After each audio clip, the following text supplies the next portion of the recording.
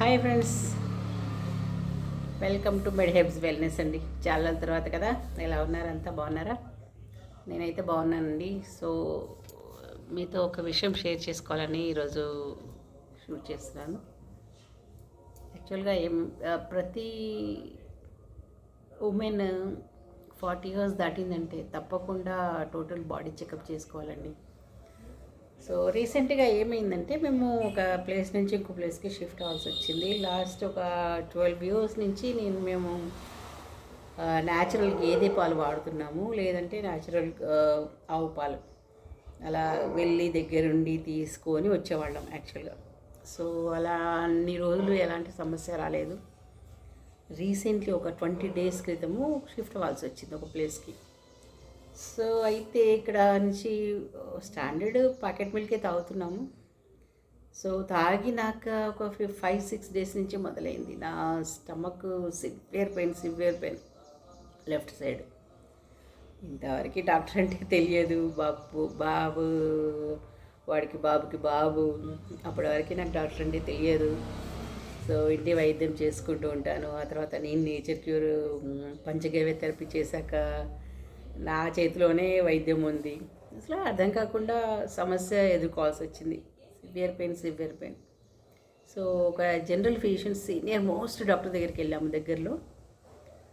So ఆయన suggest చేశారనమాట, ఒకసారి ఎందుకైనా మంచిదమ్మా ఈ ఏజ్లో మీకు చెక్ చేసుకుంటే మంచిది body. Kidney main important, kidney, ఆ తర్వాత లివర్, బ్లడ్ కల్చర్ టెస్ట్ చేసుకోండి, ఒకసారి ఈ విషయాలు తెలుస్తాయి కదా. సో మీకు నాకు 50+ అండి ఏజ్. సో సరే బాగానే ఉంది కదా అనేసి ఇంకా బాబు వెంటబడ్డాడనమాట. సో నేను ఎందుకు చెప్తున్నాను ఈ విషయం అంటే, ప్రతి తల్లిదండ్రిని 40 ఇయర్స్ 35 ఇయర్స్ దాటాయంటేనే పిల్లలు జాగ్రత్తగా చూసుకోవాలండి. సో తల్లులు ఏంటంటే హస్బెండ్ విషయంలో, తర్వాత పిల్లల విషయంలో హడావుడిగా ఉంటూ అసలు వాళ్ళ హెల్త్ వాళ్ళు పట్టించుకోరు. ఏ టైంకి తింటున్నారు, ఏం తింటున్నారు, ఎలా ఉంటున్నారు, వాళ్ళ హెల్త్ ఎలా ఉంటుంది అసలు పట్టించుకోరు కదా. సో కనీసం ఒక 15 ఇయర్స్ దాటిన చిల్డ్రన్, అట్లీస్ట్ లేదు జాబ్ చేస్తున్న చిల్డ్రన్ అయినా, మ్యారేజ్ అయిన చిల్డ్రన్ అయినా సరే, అబ్బాయి పిల్లలైనా సరే, కాస్త తల్లి విషయంలో, మెయిన్ తండ్రి విషయంలో అంటే తల్లి పట్టించుకుంటుంది, ప్రాబ్లం లేదు కదా. తల్లి విషయంలో పిల్లలు కొద్దిగా సపోర్ట్ చేస్తూ తల్లి ఆరోగ్యం గురించి కాన్సన్ట్రేట్ చేస్తే ఎంత ఇంపార్టెంట్ కదండి. సో ఓకే, నేను ఈ విషయం నాకు గర్వంగా చెప్పుకుంటున్నాను. నా బాబు వెంటపడి తీసుకెళ్ళాడు. సో అసలు ఇక్కడ దీంట్లో నేను ఏ విషయం షేర్ చేసుకోవాలనుకుంటున్నానంటే,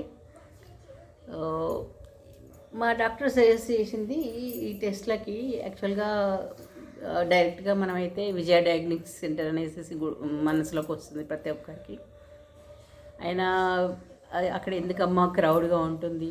సో లేటెస్ట్ మిషనరీస్ తోటి స్ప్రింట్ అనే డయాగ్నోస్టిక్స్ సెంటర్లో లేటెస్ట్ టెక్నాలజీ ఉంది.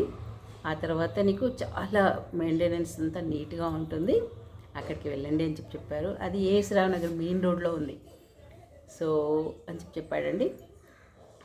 మేము వెళ్ళాము. సో మార్నింగ్ టు ఆఫ్టర్నూన్ వరకు ఒక 2 hours 3 hours టెస్ట్లు అయ్యాయి అనుకోండి. అసలు ఆ డయాగ్నోస్టిక్ సెంటర్ గురించి చెప్పాలనే నేను మీకు ఈ షూట్ చేస్తున్నాను. కోర్స్ మా బాబు చేసిన పని కూడా మెచ్చుకుంటూ నేను అది కూడా మీకు ఇన్ఫామ్ చేయాలని, పిల్లలు తల్లుల గురించి పట్టించుకోవాలి అనే విషయం కూడా ఇన్ఫామ్ చేద్దామని షూట్ చేస్తున్నాను. ఓకే.